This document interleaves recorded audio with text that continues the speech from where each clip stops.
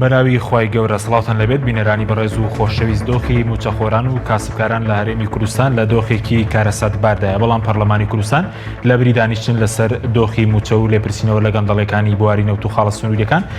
سپەی قسە لەسەر هەڵگرتنی پارێزبەندی لەسەر ژمارەیەک پەرلەمانتار دەکات. بە میواندارێک لە بەڕێزان ئەبوو کاروان ئەندامی پێشووی پەرلەمانی کوردستان لە ستودیۆی سەرەکی، هەروە لە بەریتانیشەوە دکتۆر محەممەد کیانی ئەندامی پێشووی پەرلەمانی عێراق تاوتوی ئەم پرسە دەکەین. سەرەتا راپۆرتێک دەبین. ماوەی چەند ڕۆژێکە گەرمترین پرسی سیاسی و کۆمەڵایەتی لە هەرێمی کوردستان بابەتی هەڵگرتنی پارێزبەندی سەر پەرلەمانتارانە کە لەسەر داوای سەرۆشی حکوومەتی هەرێم و بە هاوکاری جێگری سەرۆشی پەرلەمان ئەنجام دەدرێت. بەپێی بەدواداچوونێکی پەیام دەرکەوتووە پرسی هەڵگرتنی پارێزبەندی لەسەر پەرلەمانتاران بابەتێکی بەرنامە بۆ داڕێژراوە و بەسراوەتەوە بە زنجیرەیەک پلانی دوورمەودا کە بۆ سەرخستن و بەهێز نیشاندانی سەرۆشی کابینەی نۆیەم بەرامبەر نەیارەکانی ناو حیزبەکەی دانراون. پلانەکە سەرەتا لە دوورخستنەوەی تەواوی ئەو کەسانەی ناو ئەنجومەنی وەزیرانەوە دەستی پێکرد کە لە نەیارەکانی سەرۆشی حکوومەتەوە نزیکن، بەڕێخستنی سەرۆکایەتی پەرلەمانیش کۆتایی هات بە جۆرێک هەر بڕگە و بابەتێک لە پەرلەمان خوێندنەوەی بۆ بکرێت بە ڕەزامەندی سەرۆشی حکوومەت دەبێت.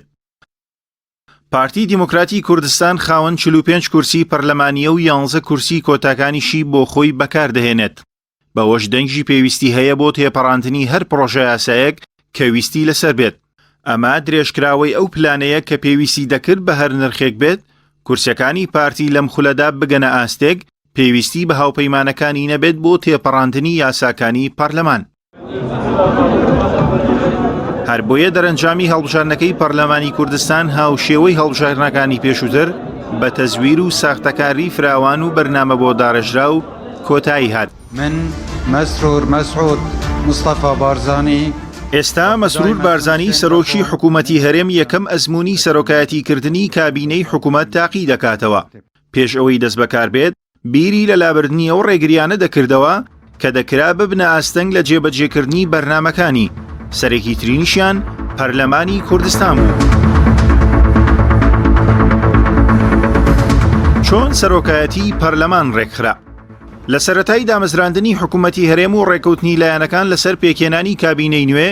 پارتی بە هەموو شێوەیەک جەختی لەوە دەکردەوە کە جێگری سەرۆشی پەرلەمان و سکرتێری پەرلەمان لە ژێر دەسەڵاتی خۆی دابن. هەر بۆیە پۆستی سکرتێری پەرلەمانی بەخشیە موناخەوەچی سەرۆکی فراکسیۆنی پێشکەوتنی تورکمان کە کورسیەکەی بەپێی یاسای کۆتاکان وەرگرتووە.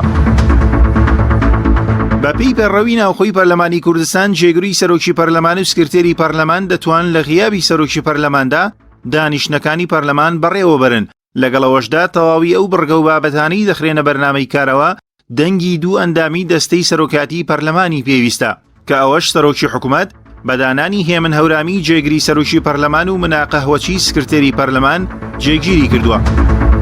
بیرۆکەی کۆنتڕۆڵکردنی سەرۆکاتی پەرلەمان لای سەرۆکی حکوومەت بەهۆی ئەزموونی خولی چوارەمی پەرلەمانەوە دروست بوو. بەو پێیەی ئەو کات سکرتەری پەرلەمان و سەرۆکی پەرلەمان نەدەچوونە ژێرباری داواکاریەکانی پارتیەوە و بەردەوام لەگەڵ داواکاری هاوڵاتیان بوون. ئەوەش وای کردبوو پارتی نەتوانێت بە ویستی خۆی پەرلەمان بەکار بهێنێت تا دوجار کارەکە بە داخستنی پەرلەمان کۆتایی هات.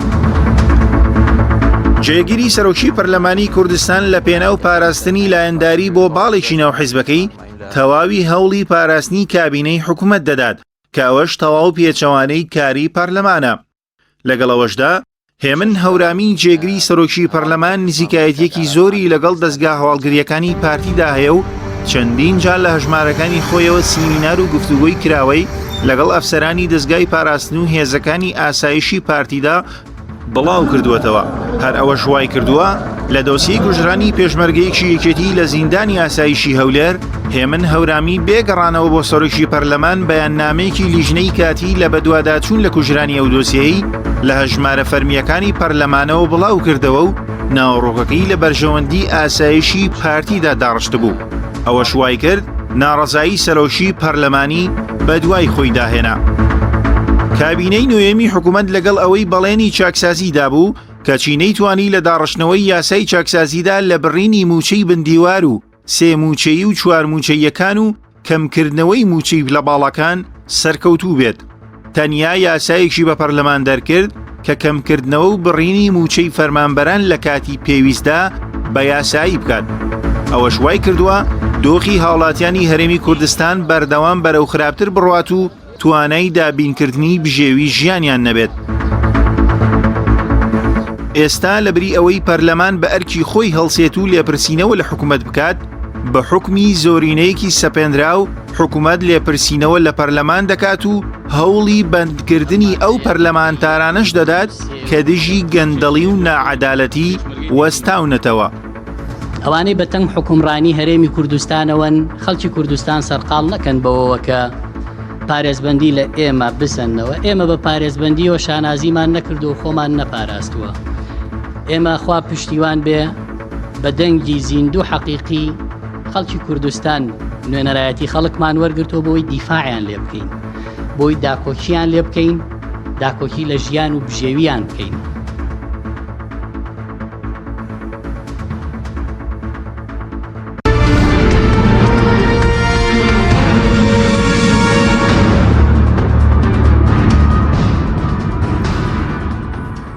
جارێکتر سڵاوتان لەبێت بینەرانی بەڕێز، سوپاس بۆ میوانەکانمان کەک بکارەوەمە خێر بێنە گەسترتە لە بەڕێستان و دەست پێ بکەین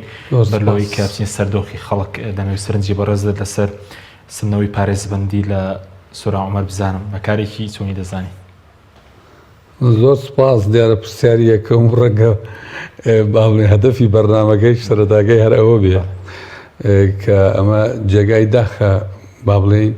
جارێکی تر ئێمە لەسەر بابەتێک قسەکەین، گفتوگۆکەین لە ڕاگەاندنەکانی هەرێمی کوردستانەوە کە ئەوش جێی ناڕزایەتی کۆمەڵانی خەڵکی کوردستانە و هەروەها جێی ناڕزایەتی بەشێکی زۆر حیزب و لایەنە سیاسی کوردستانێکانە. لەبەری ئەوە گفتوگۆ بکەین لەسەر ئەوەی کە چۆن بتوانین هەرێمی کوردستان لەم باروداخە ئاڵۆز و خەتەرناکان نەبوونی موچەی فەرمانبەران ئەم کێشانەی کە هەمانە لەگەڵ بەغدایەکلا نەبووەتەوە کۆمەڵی کێشە و گرفتی زۆر زەق هەیە لە کوردستانە، باشتر وایە پەرلەمان خۆی خەریکی ئەو بابەتانە بکە نەوەک وەرگرتنەوەی پارێزبەندی لە پەرلەمانی کوردستان بە تایبەتی لە پەرلەمانتاران کە ئەم ظاهرەیە تا ئێستا پەرلەمانی کوردستان لە بەری ئەوەی چاودێری حکوومەت بکە و خۆی فەرمانبەرانی حکوومەت یان مەسئولینی حکوومەت سزابدا تاکو ئێستا نەیتوانێت نە وەزیرێک محاسبە بکە و نە مدیر عامی محاسبە بکە نە قایم قامێک محاسبە بکە ئێستا لە خۆیەوە دەستی پێ بکەن. بەڕاستی شتێکی تازەیەوە ئەمە حکوومەت بڵێنەوە دادگای حکوومەت پەرلەمان دادگایی دەکەن، حکوومەت لە ڕێگای پەرلەمان و ئەیکا، بەڵام ئەو بیرکردنەوەیە بە بڕوای من بیرکردنەوەیکی هەڵەیە کە بیر بکرێتەوە لەوەی کە بە زۆرینە مامەڵە لەگەڵ پەرلەمانتارا بکرێت لە کاتێکە ئەمڕۆ لە کوردستانە پێویستیمان بە نزیکبوونەوەی لایەنە سیاسیەکانە، پێویستیمان بە تەوافقی لایەنە سیاسیەکانە و پێویستەکە حکوومەت دڵی فراوانتر بێت چونکە کارێمی کوردستان تووشی ئەزمەیەکی گەورە بووە و ئەوان واجهەی ئەساسی با بڵێن حکومڕانین لە هەرێمی کوردستانە کەچی پەنا ئەبین بووە بە لە کاتێکە لە هەرێمی کوردستان ئەم جۆرە گفتوگۆکانە، ئەم جۆرە ڕخنانە، ئەم جۆرە کارکردنە با بڵێن زۆر بەردەوامی پێوە بووە، زۆر بەردەوام بووە لەم کارانەی کە ئەکرێ. ئێستا هاتوون لە ناکایەکە لە ژێر ناوێکە ئێمە دێین بیر لە پارێزبەندیەکەینەوە کە وەکووتم وا پێویستە کارگەرێکی خراپی لەسەر ناوبانگی پەرلەمانیش دەبێت ئەم کارە بە دڵنیایی و خۆی لە هەرێمی کوردستانە بەداخەوە ئێڵێم پەرلەمانی کوردستان هەر ناوبانگێکی باشی نەبووە کەچی ئێستا هێواشێواش ئەم جۆرە کارانە وا ئەکا بە تایبەتی ئەوەندەی تر پەرلەمان قورسایی و ئەوەی نەمێنێتەوە و کۆمەڵی بەڕێز هەر پەرلەمانمان نییە بەمانە ڕاستەقینەکەی ئێمە بە دڵنیاییەوە ئێمە تەماشاکەین ئەو ئوسلوبانەی بەکاردێنرێ بەرامبەر خودی پەرلەمانتار و بەرامبەر ئەرکەکانی پەرلەمان و مافەکانی پەرلەمانتار ئەوە خەڵک و بۆ خولەکانی تریش بە بڕای من داهاتووە کە خەڵک ئەوەندە نەچێتە با بڵێن نەبێتە ئەندام پەرلەمان خۆی نەپاڵی و بە جددیەت و نەچێتە مەیدان چونکە هەر چەندێک هەر بیرۆکەیەکی هەبێ هەر ڕخنەیەکی هەبێ هەر کاتێک بێوێ کە ئەرکەکانی خۆی جێبەجێ بکە ڕوبەڕووی سەدێک بێتەوە لەبەرەوە کەس ئامادە نییە لە داهاتوو بچێت ئەم دەستگا گەورە دەستگایەکە جێی شانازی گەلی کوردستان بێ ئەبێ و ئەمە هەڵبژێردراوی کۆمەڵانی خەڵکی کوردستانە پەرلەمانتار بۆیە ناکرێ بەو شێوەیە تەعاملی لەگەڵا بکەن و ئێمە ئەبینی هەوڵی بەڵێ پارێزبەندی بۆ کەبکردنی دەنگی پەرلەمان بە دڵنیایی وە نەک هەر ئەوەشە گرفت لەوە ئیزدیواجیەت هەیە لە تەعاملکردن لەگەڵ ئەم بابەتانە یعنی مەثەلەن بۆ نمونە هەر پەرلەمانتارێک ئەگەر بە شێوازێک یان بە جۆرێک کارێک بکە کە ڕەنگە دەسەڵات لێی ڕازی بێ ئەوە کەسێکی باشە و کەسێکە ئەبێ خاوەنی هەر ئەو کاک سۆرانەیە کە لە وەختی خۆی سەرۆکی لوژنەی مافی مرۆڤ بووە کە لوژنەیەکی کاریگەر و بەناوبانگ بووە و ئێستا قسەیەکی تری لەسەر ئەکرێ لەبەرەوە دەبینرێ بەداخەوە بە پێی کات مامەڵە لەگەڵ یەکتریا ئەەکەین ململانێ حیزبەکانمان لە جیاتی ئەوەی لە نێو دەستگایەکی وە دوور بخەینەوە خاوی کەینەوە بەرژەوەندێک شتەکان بە نەزەری ئەتیبار وەرگین بەڵام ئەبینین بە شێوەیەکی تر مامەڵە لەگەڵ یەکتریا. سپاس دەکەم. دکتۆر محەممەد جەنابشت بەخێر بێ دەمەوێت سەرنجی بەڕێشت بزانم لەسەر مەسلەی وەرگرتنەوەی پارێزبەندی لە پەرلەمانتاران ئەوە پێ دوای ئێستا هەر بەفیعلی پەرلەمان پەکخراوە بە تایبەتی لە دوای بڵێن 12 ئۆکتۆبری 2015ەوە لەو کاتەوە ئێستا بەمانە سیاسەکەی پەرلەمان پەکخراوە. وتو لە میوانەکەت و لە بینەران زۆر سپاس. ئەوی ڕاستی بێ پەرلەمانی کوردستان قەت پەرلەمانێکی کاران نەبووە بەوەش نیشانەکەش ئەوەیە کە لە هەموو جێک حیزبەکان سەرۆشی حیزبەکان و مەکتەب سیاسیەکان و کامە ئینسانی کاریگەر و چالاک و تێگەیشتووە ئەوانە ئاچنە پەرلەمانەوە لەبەرەوەی پەرلەمان عەلاقەیەکی مباشری هەیە بە ژیانی خەڵکەوە بۆ ڕێخستنی ژیانی خەڵکە بۆ حکومداریە بۆ چاودێریە بۆ ئەوەیە کە بەڕاستی حکوومەتێکی نزیهت هەبێ کارات هەبێ کە لە بەرژەوەندی خەڵک بێ بتوانێت خزمەتگوزاری پێشکەوێت ئەوەی ئێمە لە کوردستان ئایبینین ڕاستی پەرلەمان ئەو جارە مەهزەلای هەر ئەو جارە خاستە سەیری کە بۆتە گۆرانی خانە بۆتە جێیەکە ڕەقس و دانس و ئەوەی دێبێت و دوایی بەڕاستی چەقۆ هەرچێشی لێت مەجموعەیەکی لێت چەقۆ هەرچێشن بەست ئەوانە ئوسوڵ پەرلەمانتار نییە ڕاستی ئەو شەڕ و هەرایە و ئەوانەی دوورە لەوەی کە بتوانن تەمسیلی خەڵک بکەن بۆیە پەرلەمان ئێرە دەستگایەکە بۆ وەکو برەی ستامپی ئەو قەرارانە بکە کە حیزبێک یا حکومەت دەریە مشکلێکی گەورەتر هەیە کە ئێستا کەم بە قەناعەت نایبینم ئەوەیە ئێمە حکومەتێکمان هەیە فەرستە سەر هەموو لاەنە سیاسیەکان لاەنە سیاسیەکانی نەیانتوانیە دیفاع لە موقیفی خۆیان بکەن بۆیە حکومەتێکی ڕاستی مخابراتیمان مخابراتیە ناتوانێت وەلایەکی مەدەنی بەڕێ بکە عەقلێتێکەوە هاتیە هەرچێک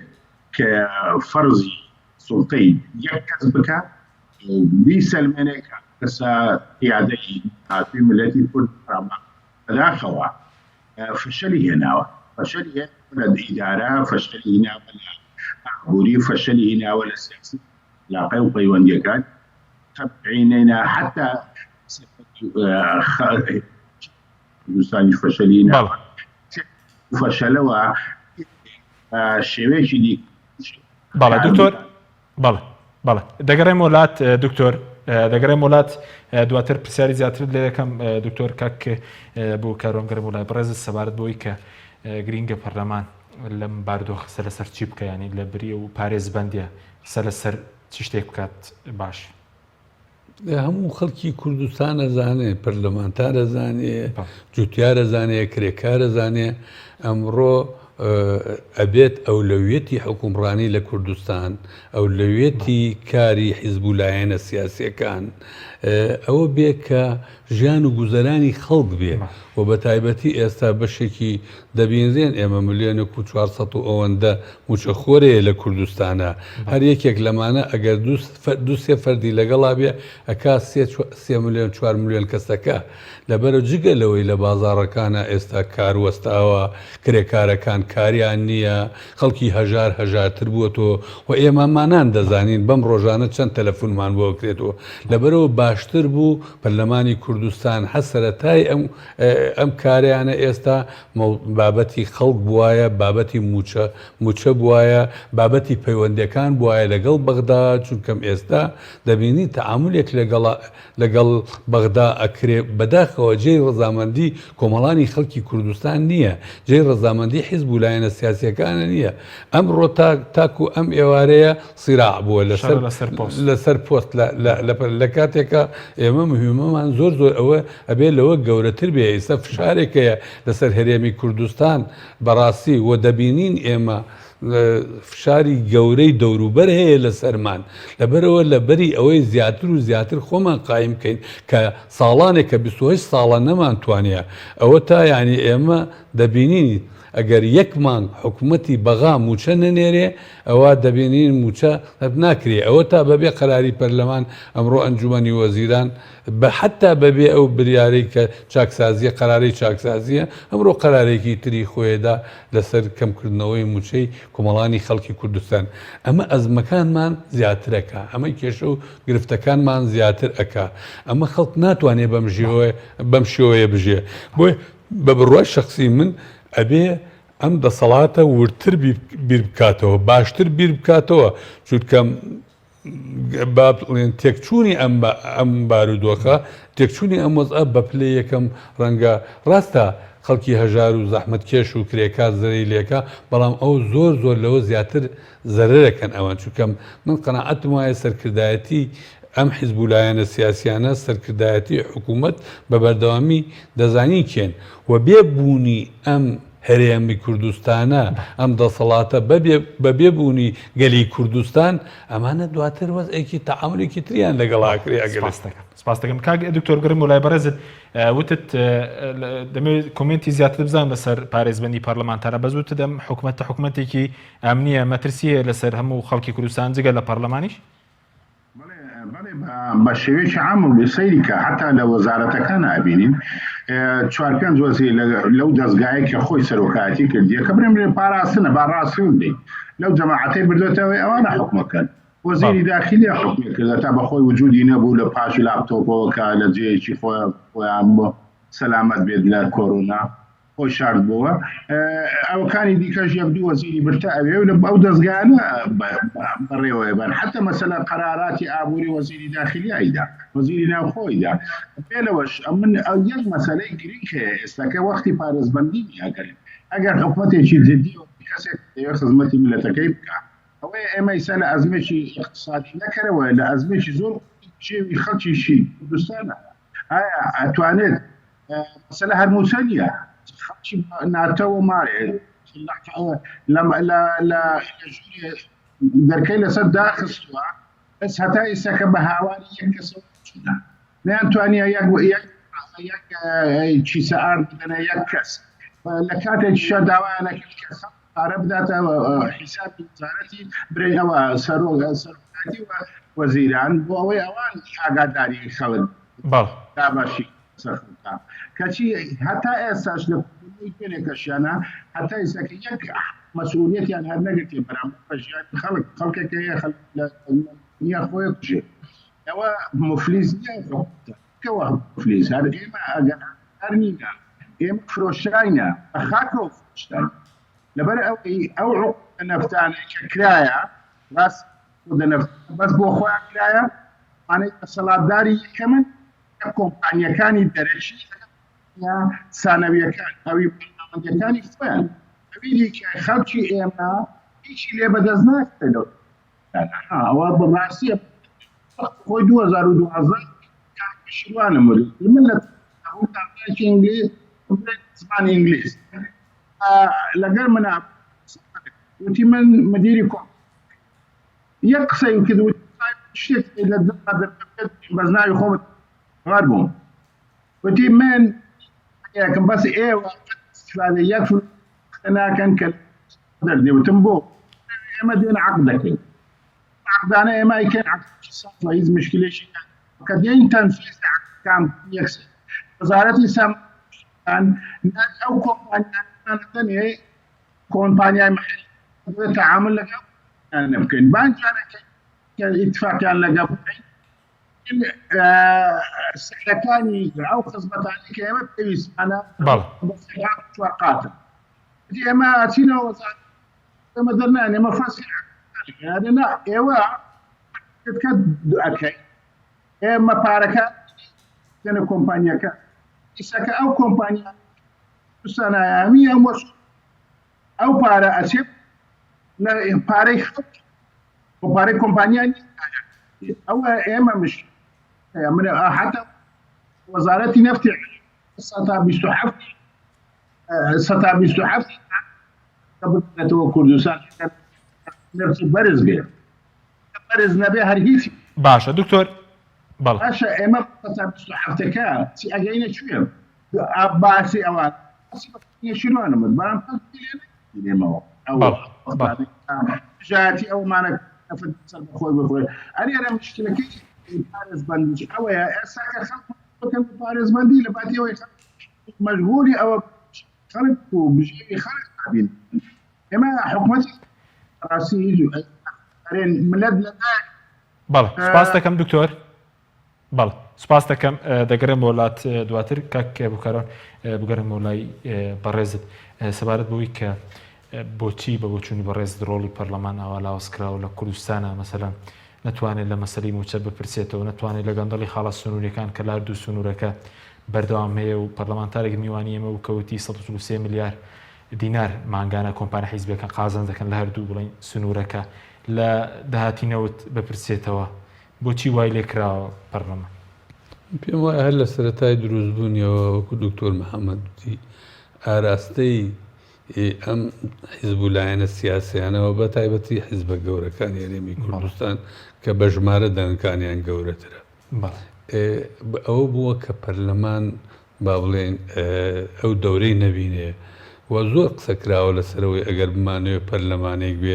بێ سکرتێری حیزبەکان و ئەبێ ئەندامانی مەکتەبی سیاسی حیزبەکان و ئەوانەی کە خاوەن ڕئین ئەوانەی لە مێژووی حیزبەکەیان نەزانن ئەوانەی لە سیاسەتی حیزبەکەیان نەزانن ئەم ئاراستەیە هەر لە سەرتاوە نەبووە لەلایەن ئەم حیزبانەوە کە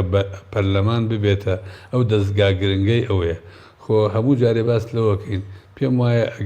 ئەگەر ئەم پەرلەمانە ڕۆڵی گەورەی بووایە دەوری گەورەی بووە کە خۆی سقا ئەبەخشێتە ئەم حکوومەتە ئێستا ڕەنگە ڕئیسی حکوومەت بوایەتە سەرۆکی پەرلەمان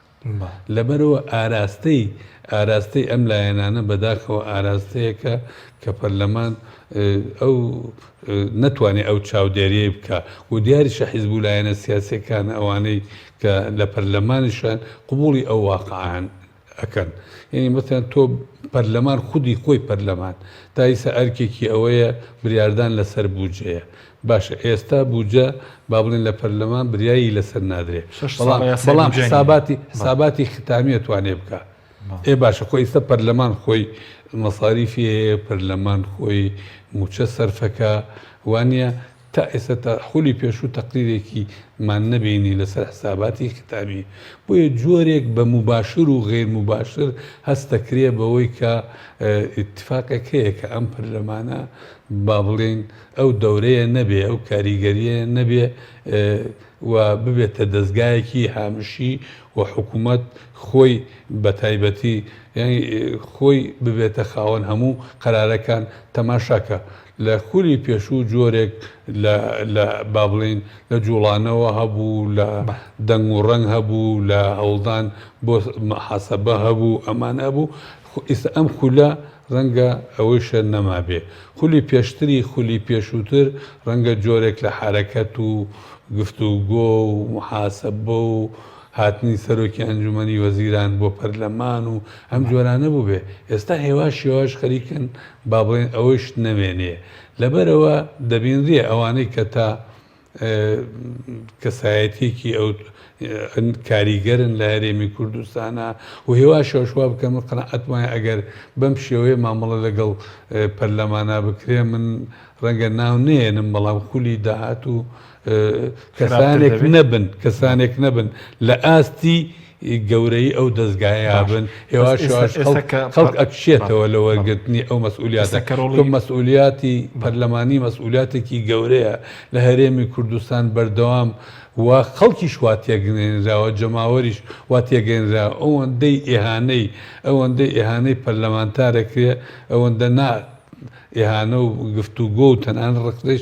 لە حکوومەتەکە ناگرێت تەماشا ئێستا کە باسی موچەکەی هەر ئەڵێ موچەی پەرلەمانتار ناڵێ موچەی حکوومەت لە کاتێکە ئەبینین لە کوردستانە ئەندامی پەرلەمان هەوڵەدا ببێتە وەزیر و چەند ئەندام پەرلەمانێک لە خولەکانی پێشوشە پەرلەمانیان بێ جێڵا ئەبنە وەزیر لە کاتێکە ئەندامی پەرلەمان گەورەترە لە وەزیر بەڵام ئەزانیە دەستکەوتەکانی پێگەکەی لە پەرلەمانتارێکە باشترە ئەبێتە وەزیر لەبەرەوە ئەمە خۆی لە خۆیان سەر پەرلەمان بە ئامانج بەوەی کە لە بەرژەوەندی حکوومەتامە بە دڵنیاییەوە ئێستا کۆمەڵێ بابەتەیە ئەوەی کە ئێمە متابعەیەکەین هەموو ئەو پرۆژانە با بڵێن ئەکرێتە بەرنامەی کارەوە کە حکوومەت خۆی پێشکەشیەکە و هەروە هەندێک قەراراتە دەن کە ئەوێ با بڵێن لە بەندێکی پەیرەوی ناوخۆشە دیراکرد ئەو مەسائلانەی پەیوەندی بە مەسائلی خۆ هەموو شتێک پەیوەندی بە مەسائلی دارایی و هەیە ئەبێ بەبێ قەراری حکوومەت ڕای حکوومەت ئەوە نەکرێ کەواتە پەرلەمانی شەوێت بەشێ لە حکوومەت. سپاس دەکەم دکتۆر ئەگەر بگەڕێنەوە لای بەڕێزت سەبارەت بە مەسەلەی دادگایی پێ دوایە ئێستا لەم بارودۆخە دەبێت پەرلەمانتار دادگایی بکرێ خۆ دەبێت کێ دادگایی بکرێت لەم بارودۆخە لە سەرجان و گوزەرانی خەڵک پەرلەمان بەڕاستی پەرلەمانتار ئەگەر جەریمە بکات ڕاستی جەریمەی کە مخەلیە بە شەرە ئەو دەمەتوانرە پارێزبەندی لێ بستێنرێتەوە نەوەک پارێزبەندی لە پەرلەمانتار ناسێنرێتەوە لەسەر ئەساسی ئەوەی کە قسەی کردووە کە نەقدی کردووە کە ئەخبارێک هەیە بە خەڵک شێرێت ئەو شتانە ئەگەر پارێزبەندی لێ بستێنرێتەوە نەتیجەوەی بۆ ئەوەیە کە بەڕاستی پەرلەمان یەکجاری شەلەل بکرێت دوای مشکلێکی دیکە گەورەتر هەیە سەرۆکایەتی پەرلەمان بەڕاستی گۆڕان غەدرێکی گەورەی لە جەماوەری گەلی کورد کرد کە بە سکرتێری پەرلەمانی وەرنەگرت دەبایە سکرتێری پەرلەمان وەرگرن بۆ ئەوەی بتوانن بەلانسی ئەوە بکەن کە حیزبێک سەیتەرە نەکاتە سەر سەرۆکایەتی پەرلەمان بەڵام ئەوەیان نەکرد ئەوە شتێ غەدرێکی گەورە بوو کە کردیانە ئەوە لە ئێستا کە بەڕاستی پەرلەمان دەبێت محاسبەی حکوومەت بکات نەک حکوومەت محاسبەی پەرلەمان بکات ئەوە ئێمە بین حکوومەت ئێستاکە محاسبەی پەرلەمانەکە حکوومەت هەموو شتێک قەرارەدا ئەوە بەڕاستی ئەوە لە بەهێزی کەسەکە نییە ئەوە لە زەعیفیەتی کە وسیقەی بەخۆی نییە باوەڕی نییە بەرنامەی نییە ناتوانێت ئەو ئیدارە بدات ناتوانێت بژێوی خەڵک چاپ بکات ناتوانێت ئابووری وڵاتەکەی ڕێک بخات نەتیجەی ئەوەی پڕداتە پەرلەمانتار پڕداتە ئەو کەسانەی کە قساکەن پڕداتە ئەو کەسانە بۆیە دەوێت دەمکوتیان بکات حتا مەسەلەن ئەدەگەر تۆ لە دەوڵەتی ئازادە لە جێیا دەبێت ڕۆژنامەوانی ئازاد بێ ڕۆژنامەوانی ئازاد نییە لەلای ئێمە هەموو شتێک بە حیسابە بۆ لە مشکلەی ئەساسیش ئەوەیە ئێمە ڕاستی دەسەڵاتی دادوەری دەسەڵاتێکی شکلیە لەژێر سێبەری حیزبایە لەژێر سێبەری حکوومەتایە لە پاکستان ببینە دەسەڵاتی دادوەریە کە بۆتە سەمام ئەمانی دیموکراتیەت لە پاکستان ئێمە بۆ ئەو بەڕاستی لێرە ئەگەڕێتەوە بۆ سەر دادوەرەکان دەبێت شخصیەتیان نەبێ ئەگەر شخصیەتیان هەبێ دەبێت دەسەڵاتی ممارەسەی دەسەڵاتی خۆیان بکەن مەزەلەی دادوەری ئەوەی گشتی مدعی عامەگە کەسێکی ئەوە بێت چۆن ناتوانێت چۆن ئەتواندرێت ئەوەی بکرێت بتواندرێت لە کاتێکە کە قانون بشێنێت مەسەلەی کۆرۆنایە کە نابێت کەسێتە دەرێ دوایی لە ڕۆژی ئەوەی کە عوتلەیە باشا ئەو چ مەسەلێک هەیە چوە ئیسیجابەی ئەوە هەیە کە بەو خێراییە ئیجراعات وەربگرێت لە پەرلەمانتارێکە ئەوانە هەمووی دەلالەتی ئەوەیە کە ئێمە دەسەڵاتێکمان نییە کە ناوی دەسەڵاتی دادوەری بێ و ئینەما ئەوە دەسەڵاتێکمان هەیە وابەستە و ڕاستی پاشکۆی دەسەڵاتی حیزبێکە ئەوەش ڕاستی فشلی بەو تەجروبەی کوردستانیە ئێمە تەجروبێکمان هەیە فاشی لە ڕاستی پێ بێ ئێمە سیاسیەکان ناوبڕێکمانەیە دەگەڕێن وڵاتان بەڵێ بینەرانی بڕێز ناوبڕێژ کورتو دەگەڕین وڵاتان تۆپ تاکە بریکاری تۆڕی میدیایی کۆمەڵ بۆ دروستکردن و بڵاوکردنەوەی ڕێکلام تۆپ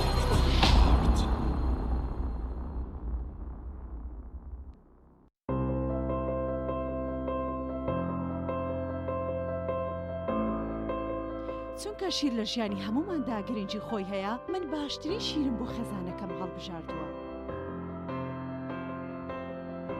هەموو کات شیری ئاڵتونسا بە منداڵەکانم دەدەم بۆ ئەوەی مێشتێکی چالاک و داهێنەرانەی هەبێت من بە شیری ئاڵتونسا کێک و شیرینی دروست دەکەم شیری ئاڵتونسا ڕۆڵێکی گرنگی لە خێزانی ئێمەدا هەیە 100% سروشتی تامێکی نایە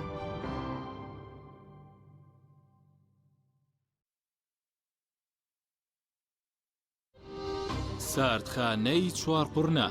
بۆ یەکەمین جار گەورەترین ساردخانە لە سەر ئاستی عێراق و پارێزگای سلێمانی لە دەشتی بە پیتی بتوێن کراوەیە ئەم ساردخانەیە سەرمایەیەکی باشە بۆ هەموو جوتیار و خاوەن کێڵگەکان کە چیتر بەرهەمەکانیان هەرزان فرۆش نەکەن سوود لەم ساردخانەیە وەربگرن لە ساردخانەکەمان توانای پاراستنی 1400 تەن بەرووبوومی جیاوازی هەیە کە سەرجەم بەرهەمە کشت و کاڵیەکان لەگەڵ هەموو جۆرە بەرووبوومێکی شیرەمەنی و بەشی تایبەت بە پاراستنی گۆشت و ماسی و مریشک کراوەتەوە و دەتوانن بەکاری بهێنن ساردخانەکەمان جگە لە بوونی کارەبای 24 کاتژمێری گرنتی پاراستنی سەرجەم بەرهەمەکانی لە ئاستۆدایە هەمیشە داشکاندنی بەرچاو دەکات بۆ سەرجەم جوتیار و خاوەن کێڵگا پەلەوەریەکان ساردخانەکەمان بە سەرپەرشتی مامۆستا عەبدوڵڵا و سلێمان شاخەوان ناونیشان چوارقورنا نزیک پێشانگاکانی فرۆشتنی ئۆتۆمبیل ساردخانەی چوارقورنا سۆزی دایک بەهێزمان دەکات دوای پێکەنین و گریان شیری ئەبتلۆن ئارامبەخشە بۆ ئەوەی منداڵەکەت لە شولارێکی تەندروست و بەهێزی هەبێت شیری ئەبتلۆنی هۆڵندی بەکاربێنە شیری ئەبتیلۆن لە تەمەنی 1 ڕۆژی تاوەکو 3 ساڵی بەکاردێت ئێستا توانە وەزر و داهاتووی منداڵەکەت زامن بکە لەگەڵ شیری ئەبتلۆنی هۆڵندی شیری ئەبتلۆن ڕاستەخۆ لە هۆڵندا بۆ کوردستان دێت ئەبتیلۆن باشترین شیری سەردەم تۆپ تاکە بریکاری تۆڕی میدیایی کۆمەڵ بۆ دروستکردن و بڵاوکردنەوەی ڕێکلام تۆپ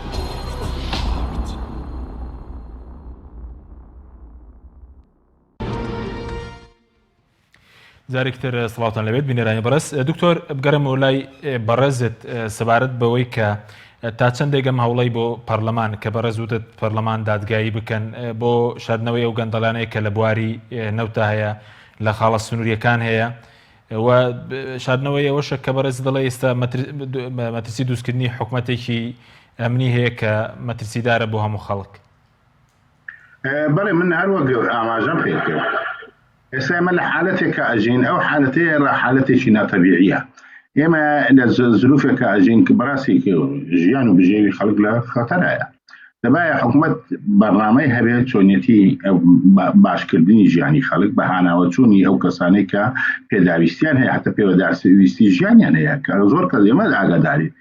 خەڵک پەیوەندیت پێوەکە کە نانی ڕۆژانەی میێڕاست ناتوانێت نان بکڕێت ئێوە حکوومەتێکمان هەیە هاتووە دەمکوتی ئەندامی پەرلەمانەکات هاتووە با بچن ئەو گەندەلیانە بەڕاستی ئەو گەندەلیانەی کە لە مەرزەکانە ئاکرێ ئەو قاچاقچێتی بە نانی خەڵکەوە ئاکرێ ئەو دەرمانە ئەکسپایرەی کە دێت حتا هێلکەی فاسید دێت حتا خواردنی فاسید دێت ئەوانە هەموو دەسەڵاتداران ئاگادارن بەبێ ئەوان کەس ناتوانێت شتانە بکات زۆر شتی کەش هەیە زۆر شتیشکە پێویست ناکەمە ئەلێرە هەموو شتێک بەڵام ئەلێرە ئەوە فەشەلی هینایە ناتوانێت کۆنتترۆلی داهاتەکان بکە ناتوانێت ئەسڵەن بە ماری خۆیان نەزان ڕاستت پێ بڵێم ئەوان وەکو برەی مڵکی ئەو هەرێمە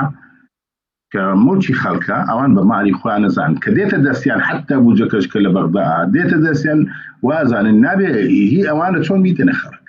بەو شێوەیە ئێمە هەتا ئێستا کە تو بانکت نییە باشە ئەو حکومەتە نەیتوانیە پاشەکەوتێک بکە باشە پاشەکەوت بکا لە کوێی دانێ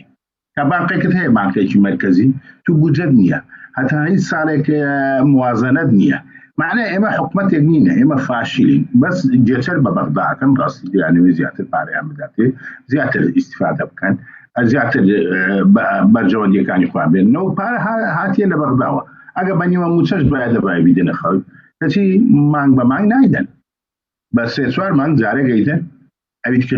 چی لێکەن بەرەو کوێ چێ کەس نازانێت کەس نییە محاسەبەیان بکات مشکلەکە ئەلێرێ ئێمە حکومەتێکمان هەیە هیچ مراقبەی نییە دوو کەسەیە دەنگ بکات وەکو سۆران عومەر بەڕاستی ئینسانێکی وەکو ئەو سۆران عومەر جەریئە چەند ئەوە دوو دەورەی پەرلەمانیە من بەڕاستی نەشم بی حتا ئێستاکە یەک جارم نەبینیوە جارێ دیکە مەقالێکیشم لەسەر نووسی لەبەرەوەی من ئەبینم ئینسانێکە بەڕاستی نوێنەرایەتی خەڵکەکە کەم بە نوێنەرایەتی خەڵکەکە پێویستە ئێمەش دیفاعی لێ بکەین ئەوە مەسەلێکە بەڵام حکومەتێکمان هەیە دەیەوێ هەموو کەسێک دەمکوت بکە خەڵک دەمکوت بکە ئێستا کە ئەشبینیەوە ئێمە ڕاستی پێ برم جاری پێشتر جعفەر ئێمنکی هەموو کەسێک دەزانێت لەناو دووەکە زەلامی کوشت کەچی نابێ ئەوە ببێتە ئەندام پەرلەمان لەبەر ئەوەی جەریمەی کردیە کەچی بۆ جێگری سەرۆکی پەرلەمان ئێمە دەوڵەتێکمانە قانونیتیانە کە قانونیتیانە بوو کە قانونیتیانە بوو تو ناتوانێت ممارەسەی حیاتی تەبیعی بکەی ڕاستی ئێمە ژیانێکی سروشتیمان نییە دەبێ وەکو بە عەقلیان بەڵێ دکتۆر بەڵێ چۆن وەختی خۆی گومرجیان وەرەگرن هەر بەو عەقلیەتە دەیانەوێت تەعامل لەگەڵ عالەما بکەن و ژیان و بژێوی خەڵک بەڕێوە ببەن ئێمە بەو شێوە ناکرێت تو ئەبێ دەوڵەتدار تو ساحب نیتە تو بەکرێ ژیراوی بۆ خزمەتی خەڵک تۆ معاشت هەیە لە معاشەکەت زیاتر وەربگری معنەوەیە تۆ کابرایەکی گەندەلی دزی دەردەی باڵ سپاس دەکەم دەگەرم وڵات دواتر کاک بووکەڕۆم گەرم و لای بەڕێزت سەبارەت بەوەی کە بۆ باشکردنی ژیانی خەڵک دەبێت چی بێت کە پەرلەمان ڕۆڵی خۆی نەبێنێت حکوومەت ئاگای لە خەڵک نەبێت لەگەڵ بەغدا پەیوەندی باش نەبێت ئەی دەبێت چی بکرێت بۆ باشکردنی دۆخی خەڵک و ئەو دۆخی کارەسەدبارێکی خەڵکی کاسبکاریشی تێدایە یەکەمیشی تەبێ با بڵێن ئەم دەسەڵاتەوە و سەرەتا باسم کرد ورتر بیر بکاتەوە ئەگەر شتەکان حتا لە ڕووی شخصیشەوە بێ من مەثەلەن من ئەگە سەرۆکی ئەنجومەنی وەزیران بووم ئەگەر وەزئی خەڵکەکەم بەو شێوە بێ ڕەنگە ئەوەی لە گرفان ما بێوی دەمەوە خەڵک ئەمە دیوەکە دیوی دووەم کە ئەم حکوومەتە ئەم دەسەڵاتە پارە زۆرە بە خەڵک کاگە بکار بەدڵنیاییوە کەسێک تەسەوەری و ناکە ئەمانە پارەیان نەبێ هەلە تۆ تەماشاکە لەم بارودۆخی کە ئێستا هەیە چی لە مەسئولین گۆڕاوە لە دەسەڵاتە بەرپرسە سەرەکێکە چیان گۆڕاوە هەر لە ژیان و گوزەرانی و سیارە و بنزینیانە و کۆمپانیا و هەموو ئەوانەی کە باسەکرێ بەڕاستی کەس نییە قەناعەت بکە کەوانێ کەناڵەکانی ڕاگەیانبوونی کە بەرپرسەوی و کۆمپانیای بە دڵنیاییەوە کە خۆ ئەمە زۆر قسە کراوە تەنانەت ئەگەر هەردوو لایەنی ئەساسی لە حکوومەت بە پێی تەقلیدەکانی خۆیان بێ لەسەر یەکتری ئەوە ئەی سەڵمێنێ کە ئەوە هەیە ئەم دەسەڵاتە ئەگە بەردەوام بێ لەم کارانەیە بە جددی کۆمەڵانی خەڵکی کوردستان بە دڵنیاییەوە تەحملیان هەیە سەبریان هەیە بەڵام ئەم سەبرە نامێنێ چکە ئەمەی کە ئێستا لە هەرێمی کوردستان هەیە بە تێکۆشانێکی گەورە بە کۆمەڵێ شەهید بە هیلاکبوون بە ماندووبوون خەڵک بە موڵکی خۆیزانێت تا ئیسا ڕاستە ئەمانە سەرۆکی حکوومەتن ئەمانە وەزیرن ئەمانە دەسەڵاتن ئەمانە پەرلەمانتانە بەدەستەوە بەڵام خەڵک ئەم دەسەڵاتەی پێ قبوڵە قبوڵی نییە با بڵێن جارێکی تر بگەڕێتەوە بۆ مەجهول بۆیە خەڵک تەحملی بووە بەڵام بڕوای تەواومەیە لە داهاتوو خەڵک تەحملی ئەوە ناکە ئەگە بە ئەوە تا ئەبینین ێوا شێوە دەستیان کردە خۆپیشاندان ئەوە تا گروپی ناڕازی کەوتۆتە مەیدان و خۆپیشاندانەکە ئەوە تا دکتۆرەکانە لێ ناچین ئەوە مامۆسایان کات دوور کەوتەوە گرفتی گەورەیە تەماشاکە بۆتە نوکتە لە کوردستانە کاتێک شەڕە ئەبێ پێشمەرگە لە پێشوە بێ باشە کاتێک نەخۆشی کرۆنایە ئەبێ وزارەتی تەندروستی پێشتر موچێ پێ بدێ کاتێک بارودۆخێکی تر هەیە پێویستی بەوایە موچەی وەزارەتی ناوخۆ پێش هەنی شتێکی وا لە دنیا نەبووە حکومڕانی بەم شێوەیە لە دنیا نەبووە بۆیە کۆمەڵانی خەڵکی کوردستان ئەگەر نان نەبێ بیخۆن ئەگەر وا بێزار بن ئەگەر وەزعیان وا خراپ بێتەوە سنوورێکەیە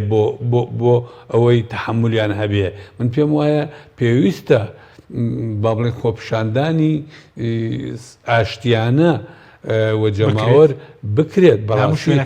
لە هەموو شوێنەکان بکرێت بە دڵنیاییەوە شتێک نەبێ ڕێگری بکرد لێرە بۆی کەی بۆنێکێت ئەو گروپی ئازادی ڕەنگە با بڵێ ناڕزایەتەکان لە مۆدا بەرنمەیەکیان هەیە پەیوەندی دارە بۆی ڕەنگە لە زاخۆوە با بڵێ خۆپیشاندان بکرێت تاکو و کفری با ژمارەی خۆپیشاندەرەکان لە شوێنێک کەم بێ لە شوێنەیە زیاتر بێ لەبەرەوە باشتر وایە وەکو وتم ینی ئەم بارودۆخە چارەسەر بکرێن ئەم بارودۆخە بارودۆخێکە ینی ئەتوانرێ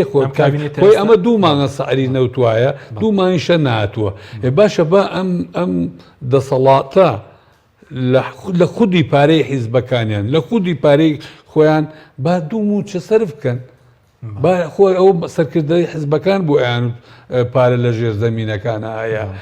لە کۆمپانیایانەیە بە دڵنیاییەوە ینی پێویست دەکات ئەمانە لەو پارەیە بگەڕێنەوە بۆ خەڵک ناکرێ خەڵک ژیانی بەم شێوەیە من دەزانم من لە دوێنێەوە 15 کەس لەسەر بارودۆخی خۆی تەلەفۆنی بۆ کردو هاتوونەتە بەر دەرگای مقڕی حیزبی شوعی لە کاتێکە حیزبی شوعی خۆی لە برسیاکەریکە نازانم چی بڵێم کادرەکانی بەم شێوەیە ئەوە تا حیزبی شوعی 2 ساڵە کەناڵێکی ڕاگەیاندنی بوو دایخست کەچی ئەوانی تر هەرێکی 15 کەناڵی هەیە هەر فەردێک بۆ خۆی کەناڵێکی ڕاگەیاندنی هەیە و دنیایەک پارەی بۆ سەرفەکرێ هەموو کەسێکە زانێ ئەمە پارەی ڕاپارەینەوە خۆشیان بازەکەی ئەمە پارەی خەڵکە بە دڵنیاییەوە هیچ کەسێک ناتوانێت بە پارەی موشە ببێتە خاوەن کەناڵێکی گەورەی ڕاگەیاندن بەڕاستی هیچ کەسێک ناتوانێت بە ئەحتیاتی ڕاتبوو ئەوانەیە وەز و گوزەرانی بگەێنێتە ئەمریکا کە باسەکرێت خەڵک ئێستا هەندێک کەس قسە لەسەر هەندێ بابەتەکە وەز و گوزەرانی ئەمانە کەس قەناعەت ناکە یعنی تۆ بڵێ فڵان مەسئول خانووی نییە فڵان مەسئول جێگای باش نییە ئەمە کەس قەناعەتی پێ ناکە کە کەیمانی لە کوردستان بە چاوی خۆمان نەیبینین وەزعەکە چیە چۆن نییە لەبەرەوە ینی ئێمە بەجددی من تێکۆشانم کردووە تەسحیەم داوە دەزانم خەڵک تەسحیەی داوە تێکۆشانی پێمان ناخۆشە بارودۆخی هەرێمی کوردستان وابێ پێمان ناخۆشە حکومڕانیە کە پێی بوترێ حکمی کوردستانی حکمی کوردی وەزعی وا خراپ بێ باشە ئێمەمانەن وا بیرەکەین و ئەوەی لە سەروی دەسەڵاتە بۆ وا بیر نەکاتەوە بەڕاستی قەدرێکی گەورەیە ئەگەر بیر لە وەزعی خەڵک نەکەنەوە ڕاستە ئێمە ئێستای شەوەزێکی تر بێتەوە با بڵێن ئێمە خۆمانە کوژین لە پێناوی ئەم خاکەی کە ئێستا هەیە ئەم دەسەڵاتی کە هەیە بەڵام ناکرێ بەم شێوەیە مامەڵێ لەگەڵ ئەو خەڵکە دڵسۆزە بگرێ ئەو هەموو حیزبولایەنە سیاسیانەی کە تێکۆشانیان کردە وەز ئەو گوزەرانی ئەو پێشمەرگانەی کە معاشەکانیان کاکە تەنانەت بیر لەوە بکرێتەوە تۆ تەماشاکە من نمونەیەکت بۆ تێرمەوە گەرم ینی پێشمەرگەیەک یان ئەگەر 500,000 بێ باشە ڕەنگە بەشێکی زۆریان خانووی نەبێ کرێی نەبێ سیارەی نەبێ کاکە ئەوە چۆن ئیدارەیەەکە چۆن ئەژێت چۆن ئەژێ ئەمە ینی ئەبێ لە ڕووی ئینسانیشەوە یعنی من چۆن قوبوڵ بکەم دەراوسەکەم بەم شێوەیە بێ چۆن قوبوڵ بکەم مناڵەکانی من بەم شێوەیە بێ براکەم بەم شێوەوە بێ ئەو پێشمەرگەی کە شان بەشانم تێکۆشانی کردووە تا دوێنێ ڕوبەڕووی داعش بووەتەوە ئاخر ئەوەی پێشمەرگە کردی سەری هەموو هەرێمی کوردستانی بەرز کردەوە سەری ئەم مەسئولانەی بەرز کردەوە خەریکی بازرگانی بۆچی بەم شێوەیە مامەڵە لەگەڵا بکرێن سپاس دەکەم دکتۆر کاتمان زۆر کەمەوە بە سەبارەت بە ڕۆڵی یەکێتی و گۆڕان کە بەڕێز و ئێستا حکوومەتێکی ئەمنی دروست بۆ ڕۆڵێوان چیان دەبێت چی بکەن بە کورتی وەڵامی پرسیارەکەم دەیە سوپاس دەکەم. یەکێتی شەریکە ڕاستی شەریکە لە وەزع لەبەرەوەی وەختی خۆمان جەلال کە ئەوەی کرد ڕاستی کە ئەو ئیتیفاقی کردێ لەگەر سەرۆکی هەرێمە مەسعود بارزانیان کردە سەرۆکی هەرێم ئیتیفاقەکە شامل بووە کە هەموو شتێکی تیاوێت کە شەریک و باران باش بن. من جارێک گوێم لە سەرۆکی هەرێمی پێشوو بوو لە ئەوێکی ڕۆژنامەوانی لە کۆنفرانسێکی ڕۆژنامەوانی ڕۆژنامەنووسێک لێ پرسی باسی گەندەڵی کرد خۆی لێ تووڕە کردوێتی گەندەڵی چی وتی یەکێتی و پارتی زۆرترین خەباتیان کردیا دەبێت زۆرترین بەشیان هەبێت بەش بوو کە ئەوەی وت من وتم کوردستان فەوتا لەبەر ئەوەی کەوتە بەش بەشانەی حیزبی معناوە خەڵکەکەی دیکە مادام خەباتی نەکردی یان خەباتەکەی دیار نییە یا تابع بۆ حیزبەکان معناوە کەوێتەوە ئەو حکومەتە حکومەتی گەل نییە حکومەتی نخبەیەکە دوو حیزبە نخبەکە بەڵام یەکێتی شەریکە لە وەزع متهمەوەکە گۆڕانیش پاشکۆیە ڕاستی پاشکۆیە لەبەر ئەوەی نابێ قبولی ئەو وەزع بکرێت ئەو وەزعی ئێستا کە خاصن تو لەو مەجلیس وزەرایە قسەد نەبێ باسی بژێوی خەڵک بکەی باسی ئەوە بکەی کە یارمەتی خڕکراوەتەوە نەدرێتە ناگاتە خەڵک باسی ئەوە بکەی کە تۆ لە وەزعێک هایتا ڕاستە بن معاش نییە معاشەکە بەس بۆ نییە چەند ساڕە چی لێ هاتی ئەو پارەیە چێوە چووە با داوای بکەنەوە دەبێ باقێکە بێ باشە تو کە باقت نەبوو تۆ نەباقەتەیە نەبوجەتەیە نەخەزێنەتەیە ئەدی چی معنای بەچی بۆ حکومەتی یعنی لە جیرفانی عایلەکان دائەندرێت بالفعل وایە لە جیرفانی عایلەکانە کە هەر پارێکی چۆکن عایلە نایەتەوە ئەوەیە من مشکلەی ئەساسی ئێمە ئەوەیە کاکە ڕاستی سیاسەت لە لای ئێمە فاشیلە بۆ فاشیلە سەرکردەکانی حیزبەکان فاشیل بوونە ڕاستە ماری بارزانیە ئەوە ویستیانە حزبێکە بێت کە ئەو حیزبەی خۆیان بێت هی عایلەکەی خۆیان بێ ئەویت کە خەڵکەکەی دیکەش ئەوی لەگەریان و پێیان ڕازیە لەگەریان بێت ئەوە ئیعلانیان کردی و نیان شارتەوە بەرام یەکێتی مام جەلال فاشیل بوو لەبەر ئەوە یەک کەسی بەجێ نێشت جێی خۆی بگرێتەوە بە کەلێک بێ جێی خۆی بگرێتەوە چەند ساڵە یەکێتی بێسەرە گۆڕان کاگنێشورانج فاشیل بوو لەبەر ئەوەی کەسێکی وایی دروست نەکرد پاش ئەو بتوانێت حیزبەکە بگرێتە دەست و نێرێت بەو شێوەی لێبێت کە ئێستاکە بۆتە پاشکۆ دوایی بەڕاستی ئەوە جەریمێکی گەورە بوو کە جێگەری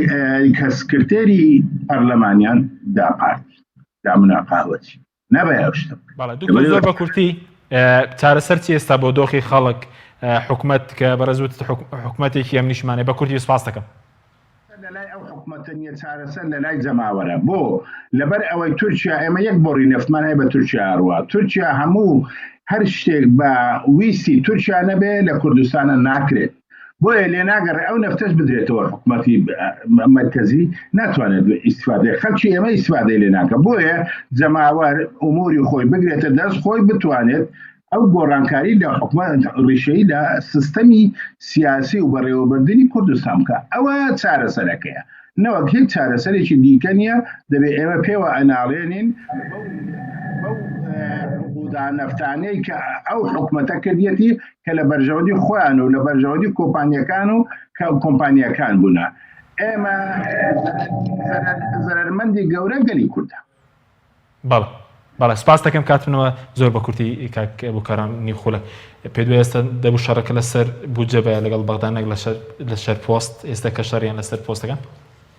بە دڵنیاییەوە تو کەم ئێستا شەگەر هەر لەسەر بوجە با بڵێن گفتوگۆ بکەن دلیلی ئەوەیە کە ئەمانە ئەم دەسەڵاتەی ئێمە شتێکی ئامادە نەکردووە بۆ ئەوەی لە بوارەکانی تر تەعامل بکە لەبەرەوە کە ناچارە یعنی لە موچش ئەزمەیەکی ترە ئێستا ئەوە تا دەبێنرێ گفتوگۆ لەسەر بارودۆخی سیاسی لەسەر مادەی ١٤ لەسەر ئیستحقاقی با بڵێن پێشمەرگە تەنها لەسەر مەسەلە دارایەکە نەبێ گفتوگۆ ناکەن چونکە پێگەی حکوومەتی هەرێم پێگەی هەرێمی کوردستان ئێستا پێگەیەکی لاوازە و بەرامبەریش دەزانێت لاوازە بۆیە ئیستیغلالی ئەکات لە بەستەکە. سپاس دەکەم زۆر سپاس بۆ بەرەزان ئەبوو کاروان ئەندامی پێش پەرلەمانی کوردستان سوودی سەرکی هەروە لە بەریتانیا و دکتۆر محەممەد کیانی ئەندامی پێش پەرلەمانی عێراق سپاس بۆ بینێرانی بڕێز سپاس بۆ ئەو کارانم خواتان لەگەڵ